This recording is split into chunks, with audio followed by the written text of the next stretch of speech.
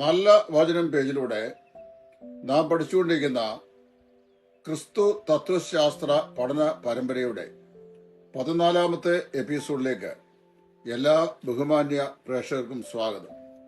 ഇന്ന് നമ്മൾ പഠിക്കാൻ പോകുന്നത് നമ്മുടെ കർത്താവായ യേശു ക്രിസ്തു മനുഷ്യൻ എന്ന നിലയിൽ മാനുഷികമായ പേരുകൾ അവന് നൽകപ്പെട്ടിരുന്നു എന്നുള്ള വിഷയമാണ്. പുതിയ നിയമം നമ്മൾ പഠിക്കുമ്പോൾ കർത്താവായ യേശു ക്രിസ്തു ഒരു മനുഷ്യൻ എന്ന നിലയിൽ, ദൈവം മനുഷ്യനായി തീർന്ന മനുഷ്യൻ എന്ന നിലയിൽ മാനുഷികമായ പല പേരുകളും ക്രിസ്തുവിന് നൽകപ്പെട്ടതായി നമ്മൾ വായിക്കുന്നു. അതിൽ ആദ്യത്തെ പേരാണ് യേശു എന്നുള്ളത്. പഴയ മുതലേ യോശുവ എന്ന പേരിന്റെ ഇക്വിവലന്റ് ആണ് യേശു എന്ന ഉള്ളതായ പേര്.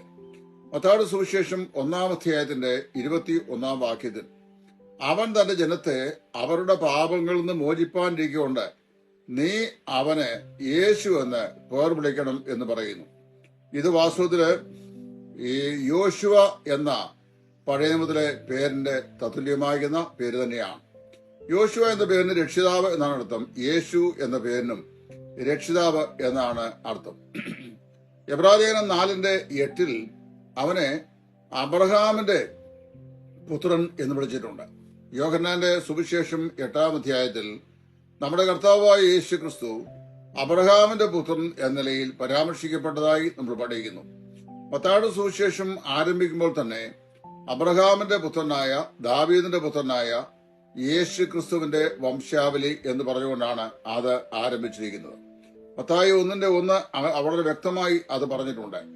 അതുപോലെ അവനെ അബ്രഹാമിന്റെ പുത്രൻ എന്ന പേര് പറഞ്ഞിരിക്കുന്ന പോലെ തന്നെ ദാവീദിന്റെ പുത്രൻ എന്ന് പറഞ്ഞിട്ടുണ്ട്. ഇതെങ്ങനെയാണ് ദാവീദിന്റെ പുത്രൻ എന്ന പേര് അവൻ അന്വർത്ഥമാകുന്നത്? ദാവീദും കർത്താവായ യേശു ക്രിസ്തുവും തമ്മിൽ 1000 വർഷത്തിന്റെ അന്തരമുണ്ട്. ഏതാണ്ട് BC 1000-ഓടടുത്താണ് ഇസ്രായേൽ രാജാവായ ദാവീദ് ജീവിച്ചിരുന്നത്. കർത്താവായ യേശു ജനിക്കുന്ന BC 7-നും AD 1-നും ഇടയ്ക്കാണ്. സുമാർ 1000 വർഷത്തോളം അന്തരാളം ദാവീദും കർത്താവായ യേശു ക്രിസ്തുവും തമ്മിലുണ്ട്. അങ്ങനെയായിരിക്കുമ്പോൾ അവനെ പിന്നെ ദാവീദിന്റെ പുത്രൻ എന്ന് എങ്ങനെയാണ് വിളിക്കുന്നത് എന്ന് സ്വാഭാവികമായും നമുക്ക് സംശയം ഉണ്ടാവാം. എന്ന് വെച്ചാൽ ദാവീദിന്റെ കുടുംബത്തിൽ, യഹൂദാ ഗോത്രത്തിൽ അവൻ ജനിച്ചു എന്നാണ് അതിന്റെ അർത്ഥം. അതുകൂടാതെ നമ്മള് ഈ ലൂക്കോസിന്റെ സുവിശേഷം 12:23, അതുപോലെ തന്നെ മറ്റ് മത്തായിയുടെ സുവിശേഷം 21:9-15 ഈ വാക്യങ്ങളിലൊക്കെ ദ സൺ ഓഫ് മാൻ, മനുഷ്യപുത്രൻ എന്ന് യേശു ക്രിസ്തുവിനെ സംബോധന ചെയ്തതായി നമ്മൾ വായിക്കുന്നു. അപ്പോൾ യേശുവിന് യേശു എന്ന പേരുണ്ട്. യോശുവ എന്ന പേരിന്റെ പുതിയ വേർഷനാണ് യേശു. അതുപോലെ അബ്രഹാമിന്റെ മകൻ വിളിച്ചിട്ടുണ്ട്, ദാവീദിന്റെ പുത്രൻ എന്ന് വിളിച്ചിട്ടുണ്ട്, മനുഷ്യപുത്രൻ എന്ന പേര് അടുത്തായി വിളിക്കുന്നു.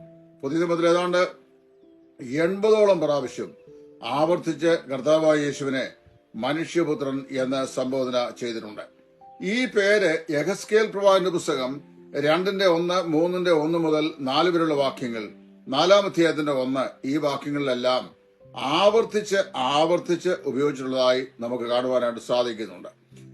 അത് മാത്രമല്ല, ദാനിയേൽ പ്രവാചകന്റെ പുസ്തകം 8-ാം അധ്യായത്തിന്റെ 17-ാം വാക്യത്തിൽ അവിടെ മനുഷ്യപുത്രനോട് സദൃശ്യനായവൻ എന്നുള്ള അർത്ഥത്തില് അവനെ കുറിച്ച് പറഞ്ഞിരിക്കുന്നു. പ്രാവീണികമായി ക്രിസ്തു എന്ന ദാനിയേൽ 7:13 വിളിച്ചിട്ടുണ്ട്. അപ്പോൾ ക്രിസ്തു എന്നും മനുഷ്യപുത്രനോട് സദൃശ്യനായവൻ എന്നും പറഞ്ഞിരിക്കുന്നതെല്ലാം ഈ കർത്താവായ യേശു ക്രിസ്തുവിനെ കുറിച്ചാണ്. ഇപ്പൊ നമ്മുടെ കർത്താവായ യേശു ക്രിസ്തുവിനെ മെസ്സിയ എന്ന് വിളിച്ചിരുന്നു. ദാനിയേൽ 7:13 മെസ്സിയ എന്നുള്ള അർത്ഥത്തിൽ തന്നെയാണ് ഉപയോഗിക്കുന്നത്. അഭിഷേക്തൻ എന്ന അർത്ഥത്തിലും ആ പേര് ഉപയോഗിച്ചിട്ടുണ്ട്. യഹൂദന്മാരെ സംബന്ധിച്ചിടത്തോളം മെസ്സിയ അല്ലെങ്കിൽ അഭിഷേക്തൻ എന്ന് പറഞ്ഞാൽ ആരാണെന്ന് ഈ യഹൂദന്മാർക്ക് വളരെ വ്യക്തമായിട്ട് അറിയാമായിരുന്നു. യേശുവിനെ കല്ലെറിയുവാൻ ഭാവിച്ചുകൊണ്ട് അവന്റെ നേരെ കല്ലുമായി പാഞ്ഞെടുത്ത പരീശന്മാർ, ഞാൻ നിങ്ങളോട് ചെയ്ത ഏത് ദോഷപ്രവൃത്തി നിമിത്തമാണ്, അല്ലെങ്കിൽ ഞാൻ ചെയ്ത ഏത് പ്രവൃത്തി നിമിത്തമാണ് നിങ്ങൾ എന്നെ കല്ലെറിയാൻ ഭാവിക്കുന്നത് എന്ന് യേശു ചോദിക്കുമ്പോൾ, നീ ചെയ്ത ദോഷപ്രവൃത്തികൾ നിമിത്തമല്ല, നീ മനുഷ്യനായിരിക്കെ നിന്നെ തന്നെ ദൈവമാക്കുന്നത് കൊണ്ടത്രേ ഞങ്ങൾ നിന്നെ കല്ലെറിയാൻ തുനിയുന്നത് എന്ന് അവർ മറുപടി പറഞ്ഞതായിട്ട് നമ്മൾ വായിക്കുന്നു. അതുപോലെ തന്നെ നമ്മൾ ലൂക്കോസ് 22:69 വാക്കുകൾ വായിക്കുമ്പോൾ അവിടെ ഈ സൺ ഓഫ് മാൻ, മനുഷ്യപുത്രൻ എന്ന് പറയുന്നത് ദൈവപുത്രന് തുല്യനാണെന്ന് കർത്താവായ യേശു ക്രിസ്തു തന്നെ പറഞ്ഞിട്ടുണ്ട്. ചുരുക്കത്തിൽ പറഞ്ഞു കഴിഞ്ഞാൽ ഒരു സാക്ഷാൽ മനുഷ്യൻ എന്ന നിലയിൽ ഒരു മനുഷ്യന് നൽകപ്പെട്ടുള്ള മാനുഷിക നാമങ്ങളായ നാമങ്ങളെല്ലാം നമ്മുടെ കർത്താവായ യേശു ക്രിസ്തുവിന് പുതിയ നിയമത്തിലും പഴയ നിയമത്തിൽ പ്രവചനങ്ങളുമായി നൽകപ്പെട്ടിരിക്കുന്നത് കൊണ്ട് കർത്താവായ യേശു ക്രിസ്തുവിന് മനുഷ്യൻ എന്ന നിലയിലുള്ള മാനുഷിക നാമങ്ങൾ ഉണ്ടായിരുന്നു എന്ന് നമുക്ക് മനസ്സിലാക്കുവാനായിട്ട് സാധിക്കുന്നു.